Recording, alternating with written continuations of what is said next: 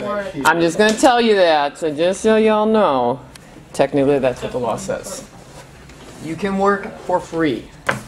That's it. You cannot take pay. All right.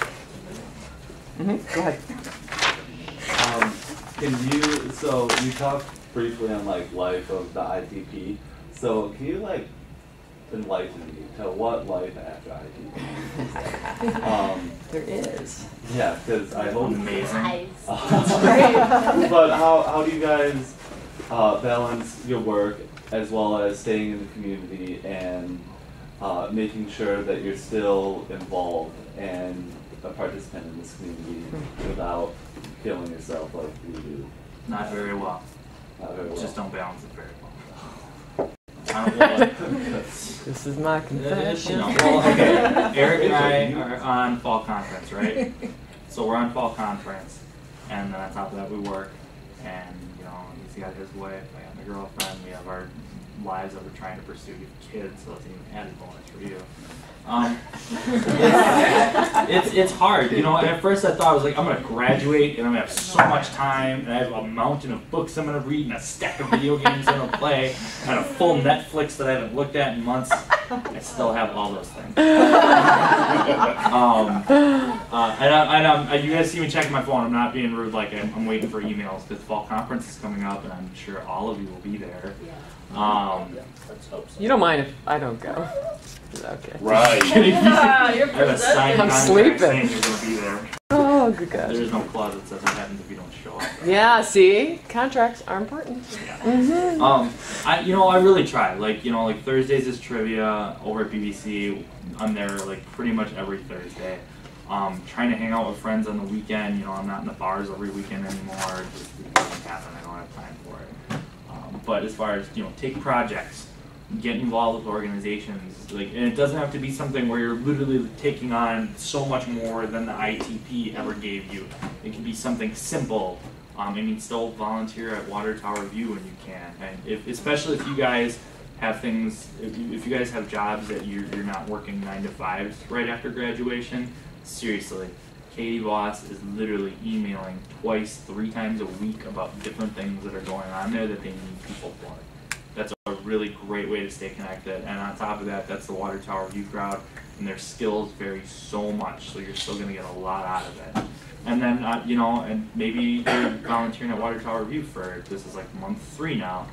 Maybe Katie needs something, and she says, hey, you want to come do this with me real quick? You pay for it. Bam, you know. But it's really hard. It can be done, but try and figure out like what's most important. I'm not saying blow stuff off, but really if you need to take that time to just whatever you want to do, spend time with your friends, that's perfectly fine to do. Don't stress out, be like, oh my God, I have to do something 3 nights a week to stay in the community to do this, and I have to be on 5 different committees. You don't have to. Do something that's comfortable, even if it's something where you start and you're like, I'm just going to focus on, I'm only going to do the things that I want to do for the next month or so, and then I'll start kind of adding things in little bit by little bit. Go ahead and do that, whatever works for you. It is possible, but I'm not doing it very well. So. I would say, well, for me personally, I make the time because so much we hear while we're in the program, whether it's deaf bowling, Water Tower View, or whatever. These students come, we sit with them, we teach them, we help them, and then when they graduate, they don't come back. You know, so I'm very aware of that. You know, so as busy as we are, you know, I make time to.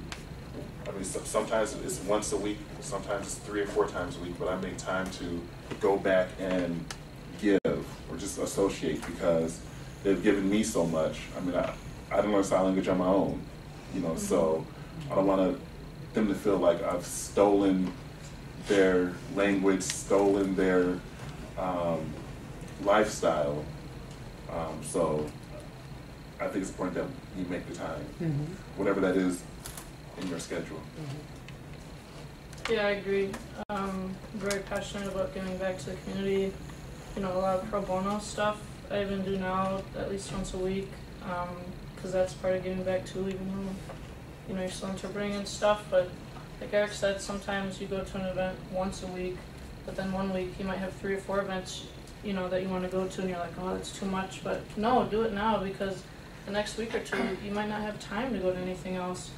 You know, don't say like, oh, I'm too busy to do this and that or whatever, because the reality is everybody's busy. You make time for what you want, so make some of that time for the community. You know, I'm guilty because I haven't been to RTRVU since graduation, but RTRVU, even like all the older deaf people, I mean, some of them have nothing there, you know, so you could always go there even and just hang out. And you know, you're working in the community, and a lot of deaf people do say like, well, these students, they disappear, and they feel insulted by that. So, you know, even if it's just going and hanging out with deaf friends and doing whatever, you're still getting the language exposure. You're still there. Just be present. That's the most important thing.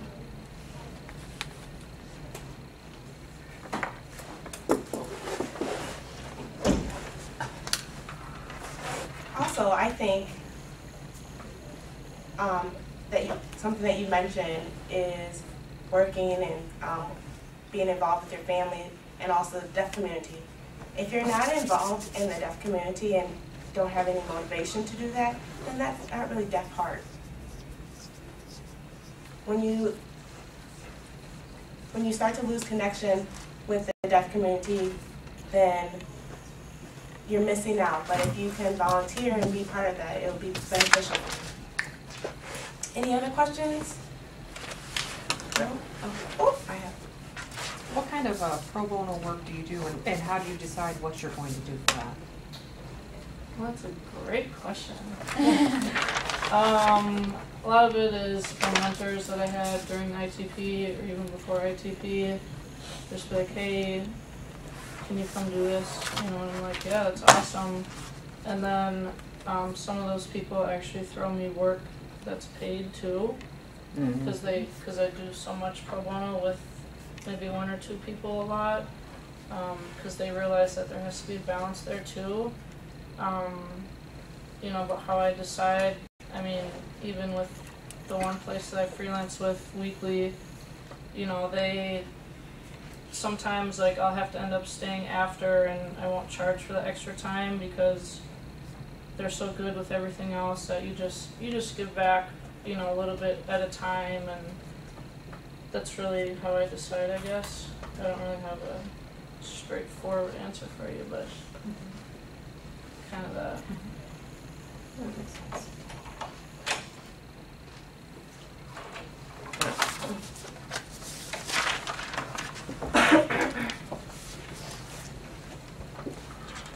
Okay, maybe I covered this, I'm not sure. So we talked about the interview process. Do you have any other advice for the students regarding the interview and what they should do?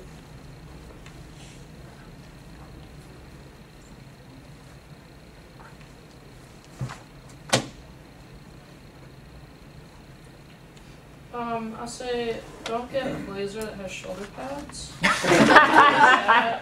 that really just, I mean, pissed me off, you know. So I'm like, God, what the, you know, I can't sign, I don't feel right. Seriously. That. I mean, all the women's blazers, like, really, do I need to look like this? But, yeah, I don't know, be calm. Don't get nervous, don't freak out. Be yourself. Sell yourself, know what to say about yourself, be ready to talk about yourself, because...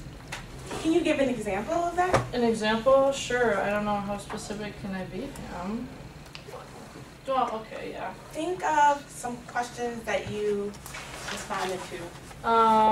Okay, for one example, like, you need so many videos of yourself, and so which one